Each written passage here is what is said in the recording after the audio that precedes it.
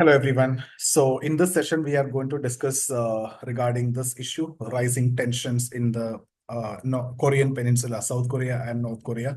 We have done a couple of videos before also, but before we start the video, let me wish you all of you a very happy Diwali.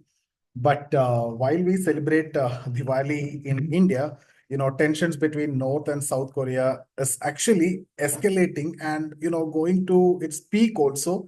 So recently, if you see, South Korea openly stated that Russia may be providing nuclear missiles to North Korea. And this situation has intensified since Vladimir Putin signed a defense pact with North Korea and raising serious concerns about its implication for global politics and the economy. And if you remember in the previous videos also, we have discussed that the North Korean army is actually fighting for Russia against the Ukraine war also. So let's get deeper into this discussion and just 1 minute, guys.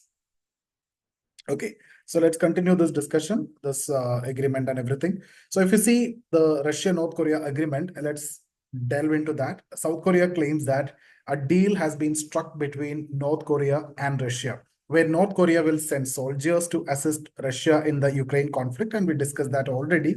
And in return, Russia will provide nuclear technology to South Korea, primarily advanced nuclear missiles. So while this don't necessarily mean North Korea is set to attack the US or South Korea, it does serve a strategic bargaining chip for Kim Jong Un. So let's see North Korea's motive for nuclear technology. That also we need to understand their ambitions. See, North Korea's primary objective in acquiring these advanced weapons is basically to strengthen its position in any future negotiation with the US. If Kim Jong Un can bring the US to the negotiation table, North Korea's bargaining power will directly link to its military capability. And Kim Jong Un's ultimate goal is to lift sanctions and maintain his nuclear arsenal and prevent any democratic influence from the US in North Korea. So let's also look at the military support and nuclear testing aspect also. North Korea is actually preparing for this scenario by continuously sending soldiers to Russia and even planning another nuclear test as well. And reports also indicate that this test may utilize Russian technology.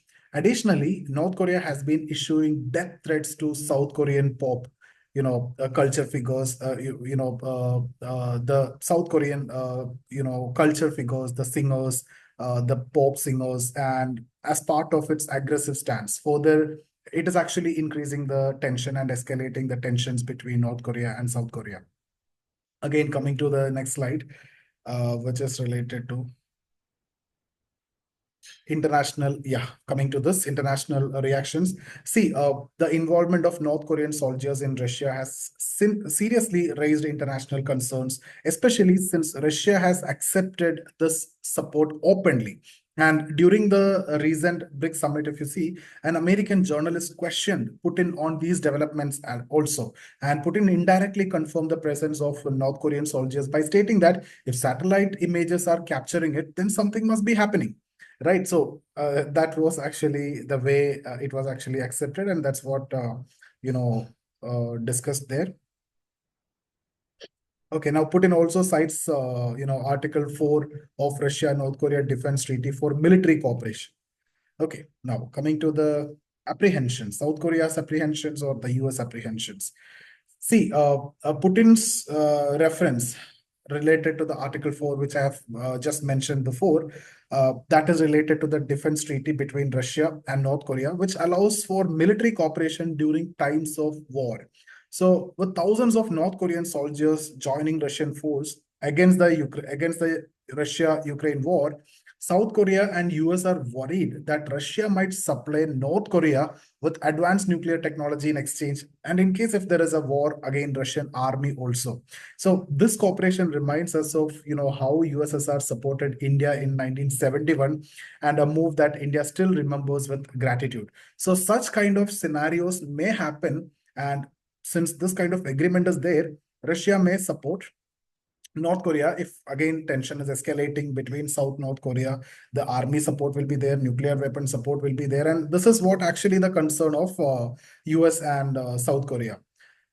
Now, coming to NATO warnings and assurances or implications for NATO and potential US involvement. See, with North Korean soldiers now actively involved in the Ukraine conflict, NATO has issued warnings, right? So it suggests that it basically suggests that further escalation could increase NATO's involvement. So recently, US Secretary of Defense Lloyd Austin reassured South Korea of US support. So even stating that US might use nuclear weapons if necessary.